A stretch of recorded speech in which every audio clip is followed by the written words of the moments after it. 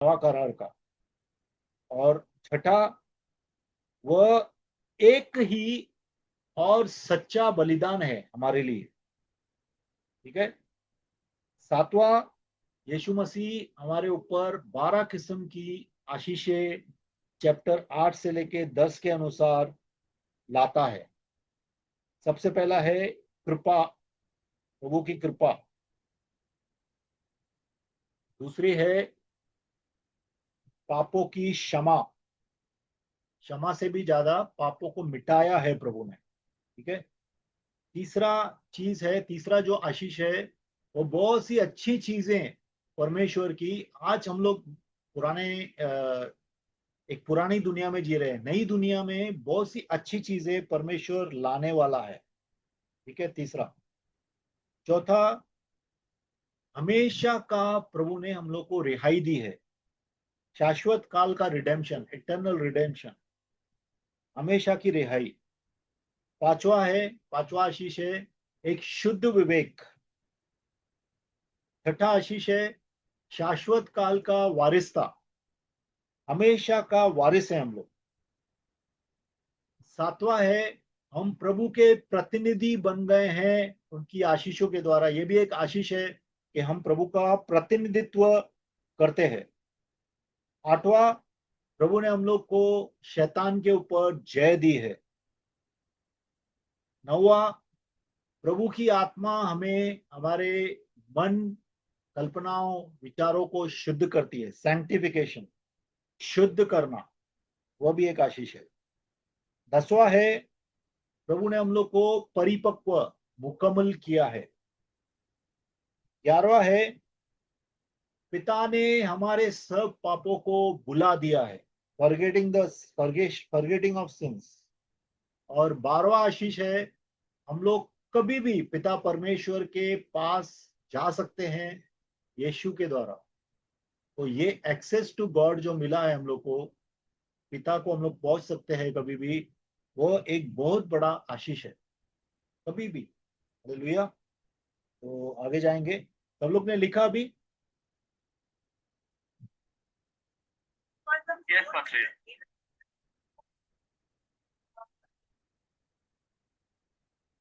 प्रतिनिधित्व, representation, representation, प्रतिनिधित्व, प्रतिनिधि हैं हम लोग, प्रभु को रिप्रेजेंट करते हैं इस दुनिया में। प्रतिनिधित्व। फोर्थ वन इज शाश्वत काल का रिहाई, छुटकारा, रिडेम्पशन फ्रॉम सिन, हमेशा का रिडेम्पशन, हमेशा, इटर्नल रिडेम्पशन, हमेशा के लिए छुड़ाया है प्रभु ने।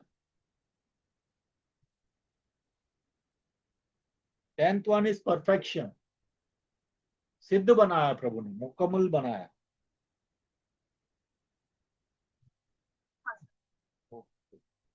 ओके, अभी 8:2 पढ़ेंगे, 8वें का दूसरा आयत। का किताब 8वां अध्याय वचन 2। और पवित्र स्थान और उस सच्चे तंबू का सेवक हुआ जिसे किसी मनुष्य ने नहीं वरन प्रभु ने खड़ा किया है। हाँ, ये बहुत ही ध्यान देने वाली बात है। देखो, आज तक हम लोग जिस घर में रहते हैं वो इंसान ने बनाया, बराबर। हालांकि धरती प्रभु ने बनाई है, लेकिन हमारा घर इंसान ने बनाया। और जो जिंदा परमेश्वर का मंदिर था, दो कि तीन तीन बार मेरे ख्याल से बना है अभी तक। एक तो सोलोमन के टाइम में, फिर दूसरा जेरुब्बाबेल के टाइम में, एक तीसरा तीसरा बार होने वाला है शायद, थर्ड टाइम। ठीक है। तो वो जब भी बना वो इंसान के हाथों से बना। लेकिन आज यीशु मसीह जहां पे बैठा है, जो मंदिर में बैठा है, जो सेंचुरी, सेंचुरी का मतलब क्या है? सेंचुरी इज, उसको ग्रीक में बोलते हैं हैगियोन। हैगियोन मीन्स होलीज, होली ऑफ होलीज, अति पवित्र स्थान। आपको याद रहेगा जो परमेश्वर ने डेविड के समय में मंदिर बनाया था, बनवाया था सोलोमन के समय में, उसमें अति पवित्र स्थान था जहाँ पे परमेश्वर की उपस्थिति रहती थी और महायाजक एक ही साल में एक बार जाता था। लेकिन यीशु मसीह जो गया है वह परमेश्वर की सेंचुरी में, जहां पे परमेश्वर खुद बैठा है अपने। देखो, परमेश्वर असीम है और उसे स्वर्ग भी समा नहीं सकता है। इवन जो होलीएस्ट ऑफ ऑल, जो अति पवित्र स्थान है, वहां पे भी पूरा उपस्थिति ऐसा नहीं बोल सकते हम लोग परमेश्वर का। परमेश्वर का पूरा उपस्थिति पूरी के पूरी कायनात को भी में भी समा नहीं सकती है। परमेश्वर इतना असीम है। ये बात हम लोग को याद रखना बहुत जरूरी है। तो यीशु मसीह जो है वह पवित्र स्थान, अति पवित्र पवित्र स्थान, जो किसी आदमी के हाथ से बनाया नहीं गया है, वो परमेश्वर से बनाया, परमेश्वर ने बनाया उसको अपने निवास के लिए। उस स्थान में यीशु मसीह मिनिस्टर है, सेवक है, याजक है। ठीक है, ये बहुत ही इंपॉर्टेंट है। और जो है वो सच्चा टेबरनेकल है, वो सच्चा तंबू है। ठीक है, ग्रीक में इसको बोलते हैं स्कीने। स्कीने स्कीने मतलब कि टेबरनेकल मीन्स कि तंबू। ठीक है, जैसा परमेश्वर धरती पे रहता था, तब धरती पे रहता था मतलब उसकी उपस्थिति थी, कुछ लिमिटेड उपस्थिति थी मर्सी सीट पे, in the Holi Holi of Holis, या अति पवित्र स्थान में। लेकिन स्वर्ग में परमेश्वर ने बिना हाथों के जो सेंचुरी, या जो परमेश्वर ने बारगाह बनाई है, एक्चुअली बहुत ही अच्छा वर्ड है बारगाह। उर्दू वर्ड है लेकिन बहुत अच्छा वर्ड है। बारगाह मीन्स सेंचुरी। परमेश्वर की वहां पे सेंचुरी, जहाँ पे परमेश्वर खुद रहता है, वहां का यीशु मसीह सेवक है। ठीक है, ओके, थर्ड पढ़ेंगे। वचन 3, क्योंकि हर एक महायाजक भेंट और बलिदान चढ़ाने के लिए ठहराया जाता है। इस कारण आवश्यक है कि इस याजक के पास भी कुछ चढ़ाने के लिए हो। धरती पे जितने भी याजक थे, पहले से लेके देखेंगे आप, एलेजर था, हारून था, एली था, ठीक है, शैमुएल था, बहुत से याजक आए, बराबर। वो सब याजक दो चीजें करते थे। एक तो वो लोग गिफ्ट्स देते थे, और दूसरा सैक्रिफाइसेस करते थे दूसरे लोगों के लिए, बराबर। क्या करते थे? देखो, एक तो गिफ्ट रहता है। गिफ्ट का मतलब क्या है? जैसे देखो, यीशु ने भी चुंगी दिया था, याद है आपको? यीशु ने मंदिर के लिए चुंगी दिया था, है ना? उसी तरह से हम लोग यहाँ उस वक्त पुराने नियम में गिफ्ट देते थे लोग, बराबर। हार्वेस्ट आएगा, फसल आएगा, तो पहला फर्स्ट फ्रूट परमेश्वर को देते थे। और कोई जानवर भी रहेगा तो पहला जानवर परमेश्वर को देते थे। ठीक है, तो ये गिफ्ट थी। ये सब क्या था? गिफ्ट था। गिफ्ट मतलब ये सब परमेश्वर को सौगातें थी, सौगात थी, या दान थे, बराबर। और दूसरा, परमेश्वर को याजक क्या करते थे, या महायाजक क्या करता था? सैक्रिफाइस करता था पापों के लिए, लोगों के पापों के लिए सैक्रिफाइस करते थे धरती के ऊपर सब महायाजक। ठीक है, तो ये दो चीजें उनका मेन काम था। तो अभी आसमान में, या कि स्वर्ग में भी महायाजक को कुछ तो ऑफर करना पड़ेगा ना। महायाजक हमेशा ऑफर करता है, हमेशा परमेश्वर को देता है। ठीक है, अपने कितना जगह याजक जो रहते हैं, हम लोग याजक है ना प्रभु के, सब याजक है। ठीक है, पास्टर को सिर्फ याजक मत समझो, हम सब याजक है। तो हम याजक क्या करते हैं? हम प्रभु से मांगते हैं कि प्रभु को देते हैं? क्योंकि याजक हमेशा गिफ्ट्स एंड सेक्रीफाइस लोगों के लिए प्रभु को चढ़ाता था, बराबर। लोगों के लिए प्रभु को चढ़ाता था।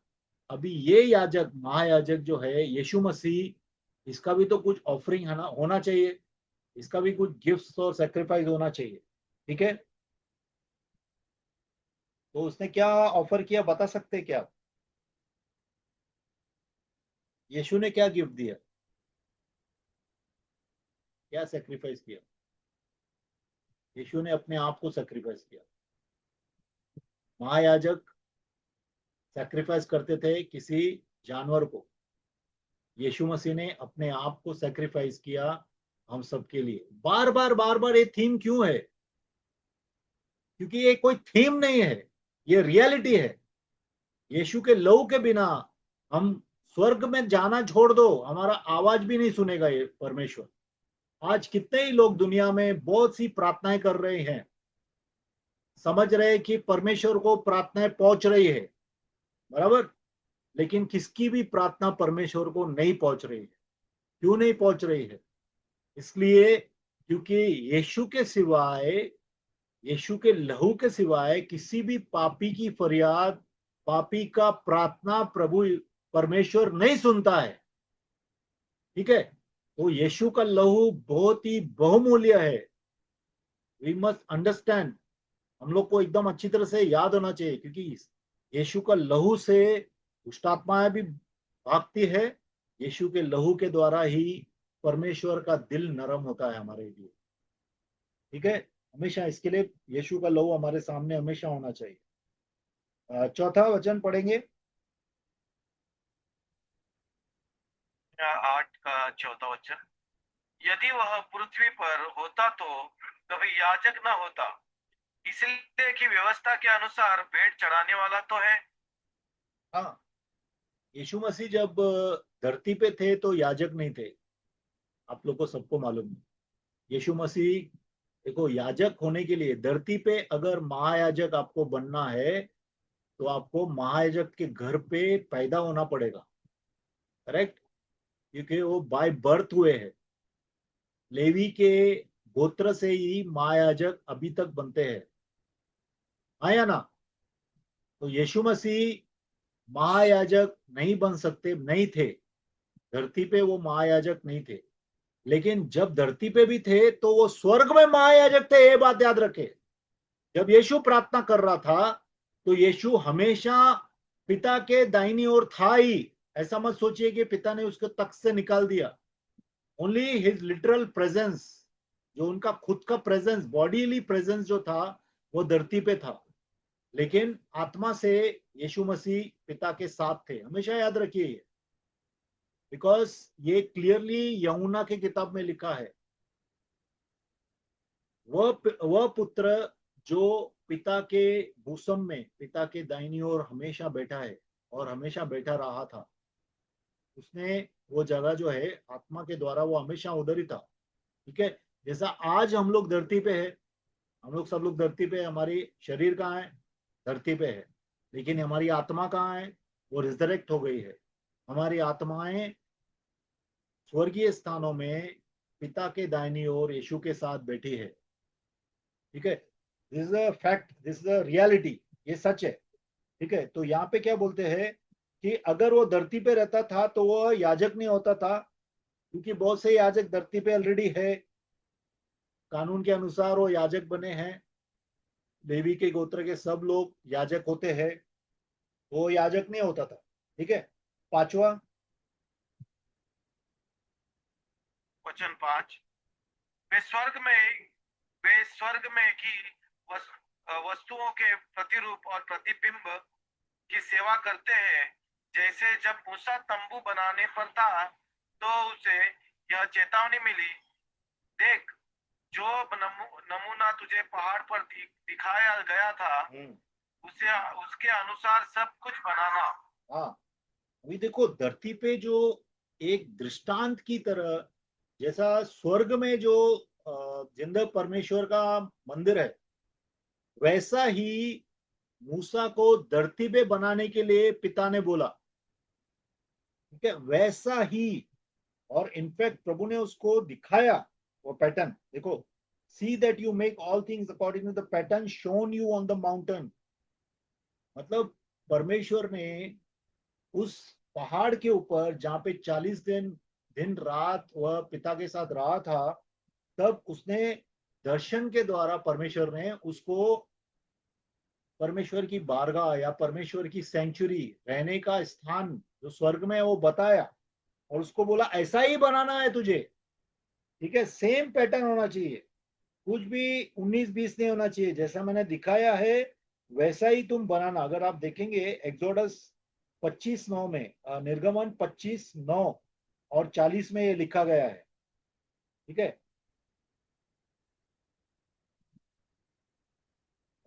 ठीक है, अब लिख लीजिए इसको। एक्सोडस निर्गमन 25:9 और 40 में ये लिखा गया है कि सेम पैटर्न जैसा तूने देखा है मूसा, वैसा ही तू धरती पे बनाने का है। ठीक है, दाऊद भी जब बना। हाँ। वो बोलता है जो कुछ मैंने तुझे दिखाता हूँ, हाँ। अर्थात निवास स्थान और उसके सब सामान का नमूना, उसी के अनुसार तुम लोग उसे बनाना। हाँ, हमें मतलब प्रभु ने उसको दर्शन के द्वारा दिखाया, स्वर्ग दिखाया कि देखो ऐसा ऐसा बनाया है, ऐसे पर्दे है, ऐसे दीवारें है, ऐसे तंबू है, ऐसे यूटेंसिल्स है, बराबर, ऐसे मतलब बर्तन है। जैसा मैंने बताया वैसा का वैसा ही तुझे धरती पे बनाना है। तो ये धरती जो था वह एक शेडो की तरह, एक दृष्टांत की तरह प्रभु ने बताया था, धरती पे बनाया था जो स्वर्ग में है। ठीक है, आगे जाएंगे।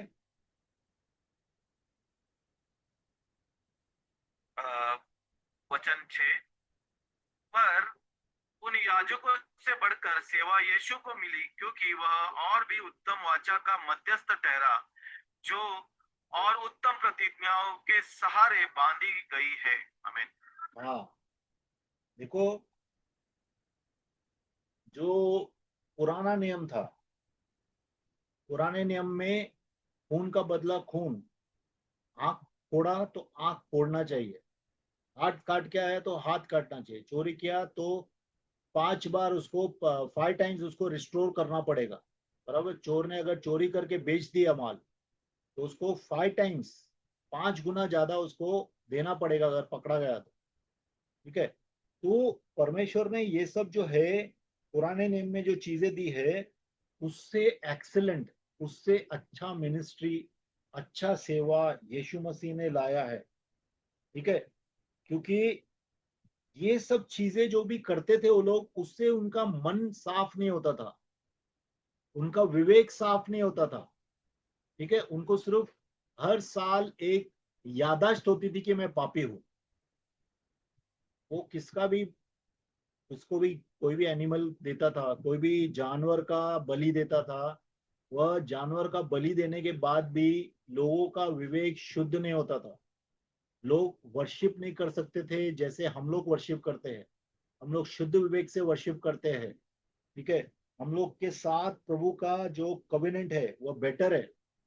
नए नियम की वाचा जो है वह अच्छी वाचा है, वह उम्दा वाचा है। ठीक है, और उसका मीडिएटर जो है, उसका मीडिएटर है, मध्यस्थ कौन है? यीशु है। यीशु निष्पाप निष्कलंक, परमेश्वर का इकलौता पुत्र, परमेश्वर का मेमना, हमारा मीडिएटर मध्यस्थ है।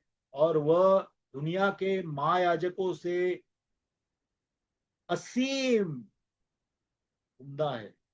वी कैन नॉट से 1000 टाइम, करोड़ टाइम, ऐसा कुछ बोल ही नहीं सकते। इनफिनिट, बिना किसी हद के, बेहद असीम। यीशु मसीह होलीनेस में असीम है, यीशु मसीह प्रेम में असीम है, यीशु मसीह सैक्रिफाइस में असीम है, असीम है। और यीशु मसीह जजमेंट में भी असीम है। हमेशा याद रखिए, हम लोग को हमेशा यीशु बहुत ही मीठा मीठा प्रेम करने वाला परमेश्वर पुत्र आज तक मालूम है। लेकिन जब वो जजमेंट करेगा, तो वो जजमेंट, जब वो न्याय करेगा दुनिया का, वो न्याय भी पूरा करेगा। ये हमेशा याद रखना जरूरी है, क्योंकि पीछे भी अपना 6 अध्याय में अपन ने देखा कि परमेश्वर का न्याय भी पूरा होता है। तो परमेश्वर ने पुत्र के अंदर, पुत्र की जो मिनिस्ट्री है वो ज्यादा उम्दा है पुराने करार से। ठीक है, और प्रभु जो है अच्छे वाचा का, बेटर कवेनेंट का मध्यस्थ है। ठीक है, और उसके ऊपर उसकी जो प्रोमिसेस हैं, मतलब हमारे साथ जो प्रतिज्ञाएं की हैं प्रभु ने, वो बहुत ही अच्छी उम्दा प्रतिज्ञाएं, प्रतिज्ञाएं की हैं। ठीक है, जैसा अभी अभी हम लोग ने 12 आशीष देखा, उससे ही मालूम पड़ता है कि कितने बेटर प्रोमिसेस परमेश्वर ने हम लोग को दिए हैं। परमेश्वर हमें ऐसा राज्य दे रहा है जो हटेगा नहीं, जो हमेशा रहेगा। परमेश्वर हमें ऐसा जीवन दे रहा है जो कभी मरेगा नहीं। परमेश्वर हमें ऐसा आनंद दे रहा है जो कभी भी बदली नहीं होगा, कभी भी वह दुख में बदली नहीं होगा। परमेश्वर हमें ऐसी पवित्रता दे रहा है जो हमसे कोई पवित्रता छीन नहीं सकता है, क्योंकि ये पवित्र अंदर की होलीनेस है, आत्मिक होलीनेस है जो प्रभु हम लोग को देता है।